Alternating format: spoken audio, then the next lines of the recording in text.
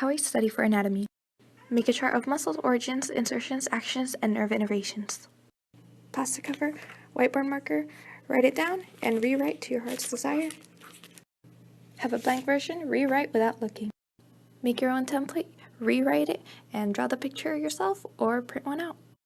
Make your own Quizlet and access it on your phone. And my absolute favorite, drawings that only you can understand. For example, Brachial's insertion. Here's the king, and here's their city. He has a corona for coronary process, and the U is the face, standing for ulna, and the T for tuberosity. So you have the coronary process and ulnar tuberosity of the ulna. Also, he's doing the elbow flexion, which is action. There's some tips for if you're taking your finals at home. Consume dark chocolate. It's good for you and your brain. Do not take your final in bed. I know you want to, don't do it. Skip the coffee, drink some orange juice. It'll wake you up and you won't crash. Also study. If you suck at memorizing, then this video is for you. This is called the Ebbinghaus forgetting curve. What this curve basically says is that right after someone tells you something, your teacher, whoever it is, you know 100% of that. But 20 minutes later, you only remember 60% of that. 1 hour later, you remember less than 50%. And if we go out to 1 day later without looking at that material again, it's only 30%. If you slack for a week, you're only going to remember 20% of what you originally learned. So how can we use this curve to fix that? To help your brain, we have to do something called spaced repetition. That means reviewing that night, reviewing 1 day later, 5 days later, and 10 days later. You can see each time when you do that review, the curve is flattening out higher and higher up, meaning you're going to retain more of that information each time you do your review. If you have the dedication to do this spaced repetition, I promise you're going to see results. You're going to see yourself retaining well over 70% of that material you originally learned. There are 3 tips to ace your GCSEs. Number 1, whatever subject, you look at your specification, use it as your Bible, and make it a checklist. GCSEs are a memory game. Read, cover, write. 3, practice papers. Practice papers, practice. Got a lot of requests for how I studied in med school. Here are my top 3 tips. Number 1, learn how to harness caffeine and use it to actually study, not just stay up. Number 2, master the 10-minute nap. Number 3 is use the Pomodoro study technique. Comment below which of these I should explain first. Okay, another one of my study tips that helped me throughout college. If you're taking organic chemistry or any biology course that requires you to draw molecules, please buy hexagon paper. And that's so that you can finally draw benzene. The paper really helps you put your mind in the mindset for studying the material. Good morning. I've been thinking about you and I have another study tip for you. I know when you're in class, sometimes teachers are throwing information at you left and right, and it's hard to process all that information that comes in and recall it for a test. So one strategy could be is preparing your brain ahead of time for class. If you have any kind of calendars or schedules of what you're going to be studying, look at it. Look at the big ticket items that your teacher is hoping to teach you that day and create what I would call little brain baskets. So you've already organized the information, the big ticket items, so when it comes in, you just put it in the right basket that you've already pre-prepared.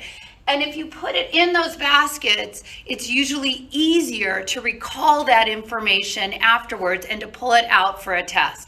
So just one idea as you're getting ready for class today. Hope you have a good one.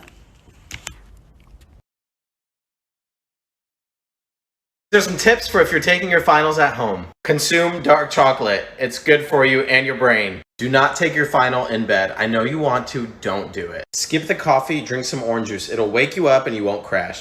Also study. Nursing students, let me put you onto something. Go to calgaryguide.ucalgary.ca and type in any diagnosis. It will give you a chart with the pathophysiology and essentially everything you need to know about the disease. I found this to be the easiest and best way to study in nursing school. If you haven't studied or haven't taken notes for an online class, this is going to save your life. Let's do it. Step 1, download all the lectures from Moodle or your online classroom. Go to otter.ai and import video. What it does is it creates a transcription of the meeting itself. When a question comes up online, here's what you can do. Press Command F, search for the word you're looking for. It'll show all the spots that it happened. You can also export the text as a PDF. This was a lifesaver for me. I hope this helps. Study hacks that will change your life, part 1. We've all experienced burnout while studying, especially during long study sessions. But there's actually a way around this. It's called the Pomodoro Technique. With the Pomodoro Technique, you spend 25 minutes focused on studying, and then you get a 5-minute break. You repeat this 4 times, and then you get a 30-minute break. I've been using this technique for the past 2 years, and with this, I barely ever burn out, and I find that I get way more done. I personally use the app Focus Keeper, which will do all that timing for you. I hope this helps. Study hacks that will change your life, part 2. It takes us insane amounts of willpower to get off our phones and start studying, especially when we have lots to do. This leads us to losing hours and even days to procrastination. However, there's a way around this. Instead of telling yourself that you're going to write an entire 10-page paper tonight, tell yourself that you're going to sit down and you're going to type the first sentence. The reason being, it takes much less willpower to open your laptop and type a single sentence. Once you've done that, you'll find that it takes much less willpower to keep writing now that you're already off your phone and you're sending it. I hope this helped, and if you'll excuse me, I have some finals to study for. Study hacks that will change your life, part 3. Most of us are spending god-awful amounts of time on homework, and if you want to spend less time on homework, here's a tip. Go to office hours. Seriously, go. And if you're in high school, just try to go see your teacher when they're free.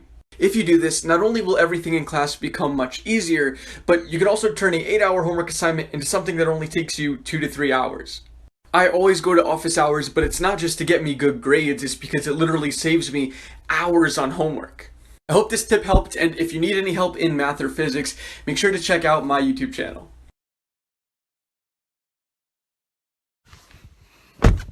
Study hacks, part 4. When we're getting work done, we don't often think about how we're taking breaks. Taking good breaks is crucial to getting the most work done because, well, it prevents you from burning out. So, how can we take good breaks? Well, if you're taking a break from work, you want to be giving your brain a rest. That means you really need to be taking a break. You shouldn't be on your phone or working on something else because those things will require you to actively think. If you are doing those things, you have a much higher chance of still being burnt out when you return to your work. What I like to do during my breaks is just get up, get some water, maybe stretch a little bit.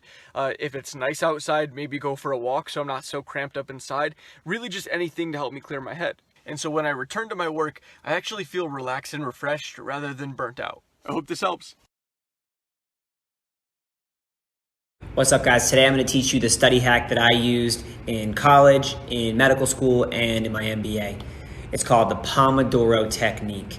What it is that you put your phone on airplane mode, you put a timer on for 25 minutes. During that 25 minutes, you focus on nothing but the task at hand. One task, you're studying. When that 25-minute timer goes off, you take a 5-minute break. Throw on some headphones, close your eyes, relax, listen to music. Do not think about studying.